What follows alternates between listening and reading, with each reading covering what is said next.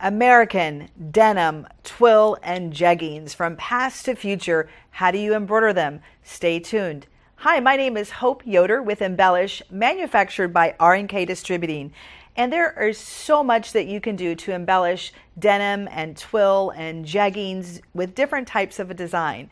So I wanted to talk about how to properly stabilize each of those because you actually use different stabilizer. So let's just start with machine applique on twill. So this is a twill apron that you could purchase from your hardware store, and this is a kid version. And we actually are using our Tool Time embroidery collection with machine applique. These are all applique designs. So the first step, whether it's twill or denim or any type of a fabric, is you're going to need a fusible webbing behind your fabric. So before I get too in-depth in these projects, I want to point out to you that on our website, rnkembellish.com, you can get this Embellish Stabilizer Recommended Guide. And if you've not already watched the first video to talk about demystifying stabilizers, why do we have fusible, non-fusible, sticky, be sure to watch that video. And then when you print this reference material, which we'll find in the reference section, it gives you all kinds of recipes for success for embroidery.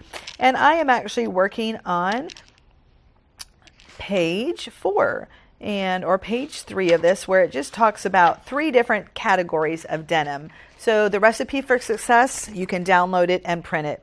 So let's talk about our amazing new foolproof repositionable webbing. Now, foolproof. Yeah, it really is foolproof. So when you do applique, whether you're going to pre-cut it on a digital cutter or cut it with your scissors, which you can always find, you're going to want to put a fusible webbing on the back. Now, what is so amazing about this product? A couple things. Well, we made a special formula that, number one, is a permanent bond. So all of you people that want quick, down and dirty, you want to do a no-sew project like a banner or a baby onesie, or even fuse it. I have a video on my webpage on how we fused appliques on a brown paper bag for a party on a budget. So foolproof repositionable webbing. It's a permanent bond. It's lightweight. It cuts perfectly on every single brand of digital cutter. To use it on a digital cutter, you're going to fuse the fabric with the foolproof webbing, and it has a paper backing. And you're going to leave that paper backing on. Don't let anybody tell you to take it off, because we've made a special coating on the back so that when you fuse it or finger press it to your mat, your digital cutting mat, it's going to stay in place. And then we've clean cut a little chef hat. Now, this isn't sticky because the protective coating is still on. So before I use it, I'm going to score it and remove it to expose the sticky. So here's an applique. And again, this is pre-cut, but you don't need to have a digital cutter to use this. So if you do pre-cut it, like we've done here, you want to make sure that you line up the cut shape with the placement line, which is always color number 1, because there is no extra excess hanging off. It fits perfectly. And then step number 2 is, here's a really good tip. Fuse it. It is fusible webbing. So instead of embroidering all the way through the satin stitch and then getting up and going to your iron and fusing it in place, make sure you fuse it right after you place it on the placement line. And the reason for that is, have you ever had frayed stitches when you got done with the satin stitches? It looks like it ripped the applique fabric. Well, that's because it wasn't fused. And when you fuse it, it activates the permanent glue to permanently make it one with the foundation fabric. And then when you're all done, you have a beautiful fusible applique. And this will go through the wash. It's not going to lift off of the fabric if you fused it properly. So we've done that to make these beautiful little appliques on a twill fabric. Now, what kind of stabilizer do we need for a twill? Well, it depends. Twill and denim, it depends on what kind of design you're going to use. So I would consider this to be an open or a medium design. In other words, this is all fabric. So where you see the yellow, the blue, and the orange, that's not solid stitching, that's fabric. So this is not a real heavy, dense design. So in that case, I'm going to use my fusible, dissolvable tearaway. And that is over here. We've got two different things to talk about. So if the denim design is a medium design, meaning it's not solid, massive stitches, then your fusible, dissolvable tearaway. If you confuse it, do it.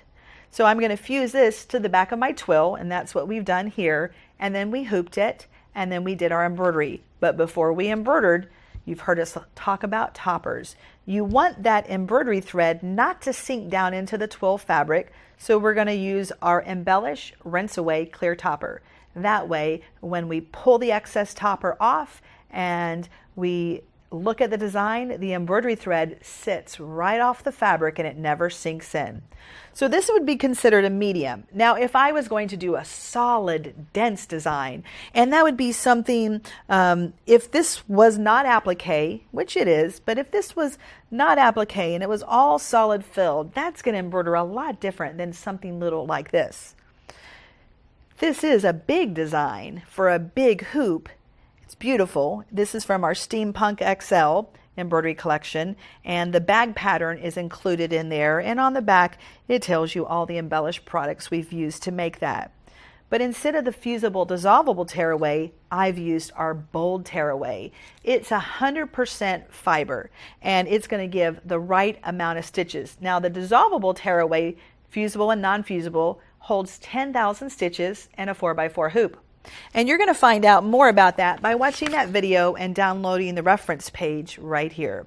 But a big dense design needs bolder tearaway. So fusible bold tearaway is what's ironed to the back of the bag. If you confuse it, do it. So this is a twill fabric with a big dense design. So I'm going to fuse tearaway. Got it? Fuse it. And I would still use the same rinse away clear topper. Now sewing, how many of you out there sew? I love to sew. Obviously I made the bag, I do shirts, I do home deck, and I like to do decorative stitches. While I love my embroidery machine, I'm a sewist as well. So let me give you another example of why you would use the fusible tearaway. So here's a bad example.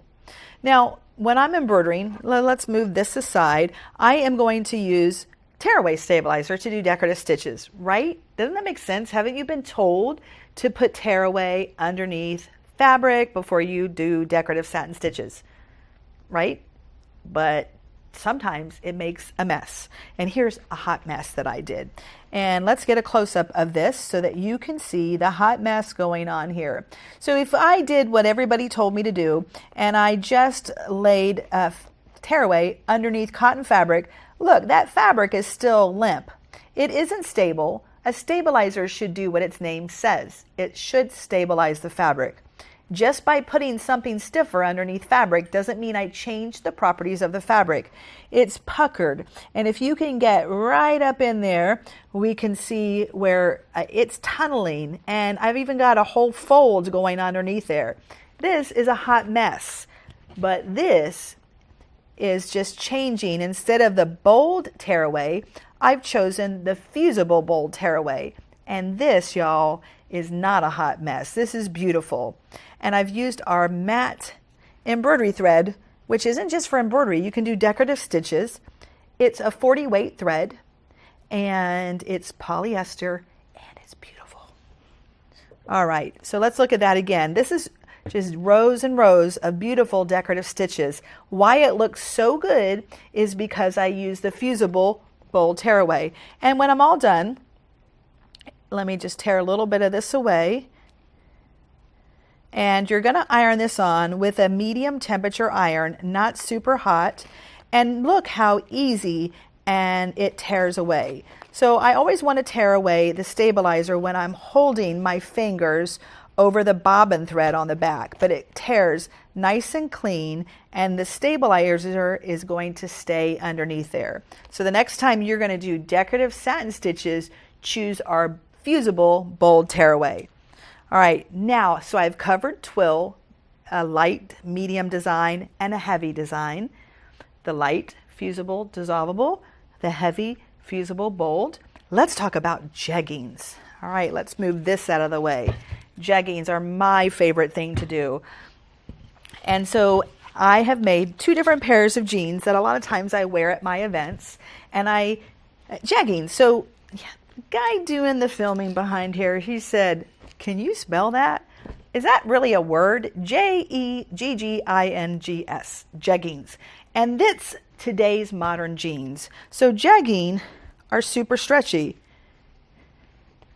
Get this on camera here, and you can see that it has a lot of stretch. So jegging is today's modern jeans. Years ago, it was Levi and Wrangler. Those suckers didn't stretch. They were stiff. You had to wash them a million times to get them soft. But these are super soft. So when you're embroidering on something super stretchy, you might think that you would use a cutaway stabilizer. I did that. And I did this beautiful embroidery, and you know what? I went to put the jeans on, I couldn't get them over my legs because even though I cut between the stabilizer, it prevented the fabric from stretching. And I don't want that on jeggings. I do want that on traditional denim or twill, but not on jeggings.